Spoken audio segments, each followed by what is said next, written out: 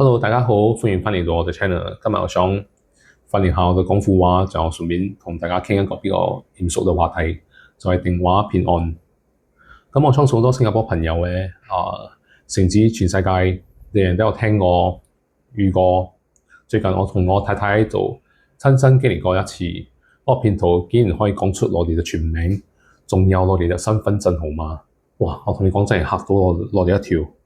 嗰日我老婆同我做同一日接到呢通電話，呢通電話喺前面有加六五，睇上嚟好似從外國打嚟嘅。佢可以講出嚟嘅全名，又可以講出嚟嘅登記號碼。佢嘅英文又好標準，聽出嚟好似新加坡人，聽唔出佢係從外國打嚟嘅。佢講我哋嘅 Maybank 戶頭有咩特別嘅交易，我哋聽一聽就覺得有啲唔對路，就掛咗電話就打俾銀行就 report 俾到政府好多 scam shield 啦，所以就會同大家講一聲要好小心啦。而家來嘅身份證號碼其實唔係好秘密啊，好多人其實有我哋嘅號碼，所以佢可以報出嚟，唔代表佢係從政府打嚟嘅。所以或者當日我哋接到呢通電話，同報紙報咗多幾個新加坡人喺柬埔寨做工，你新加坡人嘅係同一批人啊，所以而家有啲悲哀啊！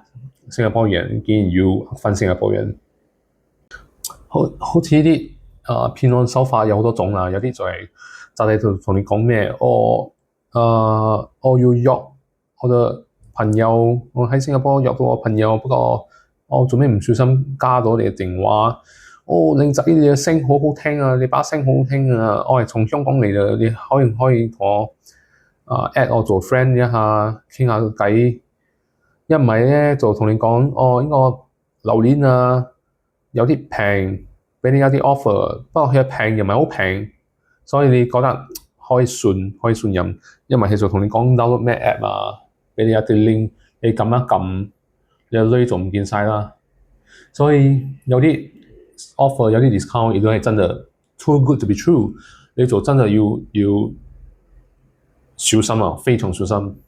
唔可以立亂俾人哋做工賺你嘅錢好辛苦啊！一下咁幾分鐘嘅時間就俾人光晒，好唔抵啊！講到尾，點解新加坡人會變成騙徒主要嘅目標？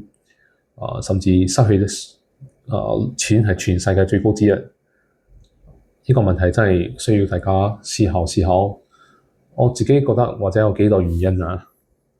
我諗或者第一個原因係因為新加坡係一個好高度全民化嘅國家，好多嘢都喺網上處理，加上政府仲有銀行嘅系統都好先進。等有人辦作有權威嘅時候，就攞嚟對我哋嘅政府好有高度嘅信任，我哋自然就會放下戒心。或者第二個原因可以講就係新加坡人一般嚟講比較有錢，比較多技術，所以對於啲信徒嚟講，我哋係或者一班 high value target，你一宗騙案就可以撈到一筆錢啊！第三原因就係或者我哋雖然有 PDPA， 不過我哋嘅資料好多已經遺失，仲有我哋上網嘅襲擊比較多，騙徒好容易攞到我哋嘅個人資料，例如我哋嘅名、住邊度、住嘅地方、登記號碼，所以呢啲資料報出嚟都有騙局比較逼真啲。最後一個原因，我諗到嘅或者就係因為佢哋想利用我哋怕麻煩、怕犯法嘅心態，等佢哋一講到我哋嘅戶口有事或者涉及到一啲案件，好多人第一個時間就係驚嚇親到，驚麻煩，就會照住對方嘅指示做，希望盡快啲搞掂事啊，唔可以惹事啊。就有時候你可以睇到 Google、Facebook 好多人打咩廣告，講咩你可以攞咩 voucher 啊。其實啲 voucher 好多都唔係政府打嘅廣告嚟嘅，你撳落去就可以睇到啲打嘅廣告嘅人啊，係從外國嚟嘅，真唔係新加坡人。所以你真係唔得信，你去打入去你嘅資料咧，你真係可以同你嘅財產講 say goodbye 嘅。仲有時你睇到你朋友發咩 link 啊、咩網址啊，唔可以千祈撳落去。有時第一佢唔知道呢個係一個詐騙手段嚟嘅，佢自己或者都唔清楚。第二就係、有啲軟件你撳落去，佢就會自動，嗰軟件會自動發俾你其他嘅朋友。所以好多人就係諗住，係朋友發嚟嘅，應該係 OK，應該係可以信得過嘅。不過好多其實都係詐騙手段嚟嘅，千祈唔好去打呢個資料去，你去揾嗰啲有 gov.sg 嘅多啲做比較可靠啲啦。或者仲有一個 tips 可以同大家分享一下，就係我同我老婆仲有一個秘密。